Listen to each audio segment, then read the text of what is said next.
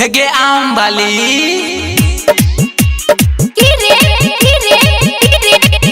कौन कौन आम बेचे छी देखै नै छी। हाँ हाँ वाह वाह कौन कौन में रस होगे रस तोय के देख ले कौन में रस है कौन में नहीं छै। ले सुन छै ताजा फल कोड़े खूब गलगा छै ताजा फल कोड़े खूब गलगा रस छै पूरे टाइट नहीं करे पल पल ये को छै को ढेर दाम गे छोड़ी रुक रुक रुक नहीं भूख भूख भूख चेक करा दे रस दुनु आम के छोड़ी रुक रुक रुक नहीं भूख भूख भूख चेक करा दे रस दुनु आम के चेक करा दे रस दुनु आम के। DJ good Madhubani DJ good Madhubani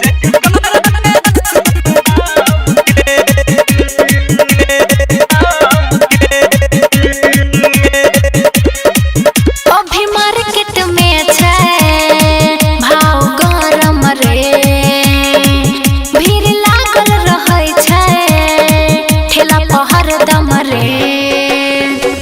अभी मार्केट में छै भाव गरम रे भीड़ लागल रहै छै सुने हरदम रे।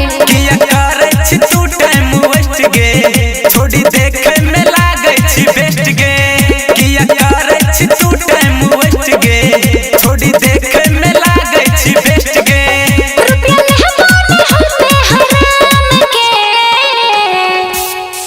गे छोड़ी रुक रुक रुक नहीं भूख भूख भूख चेक करा दे रस दुनु आम के छोड़ी रुक रुक रुक नहीं भूख भूख भूख चेक करा दे रस दुनु आम के।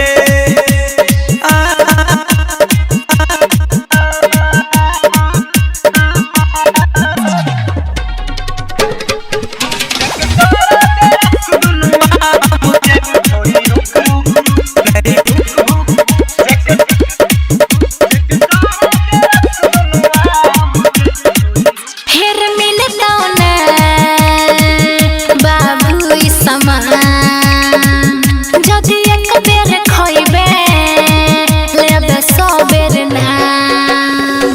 फेर मिलतौ ने बाबू तोरा ई समान जदि एक बेर खइबे लेबे 100 बेर नाम। गे चिखैला देना कनी गोरी फटाफट खोल अपन बोरी गे चिखैला देना कनी गोरी नतन दिल चनका कबल जोरी।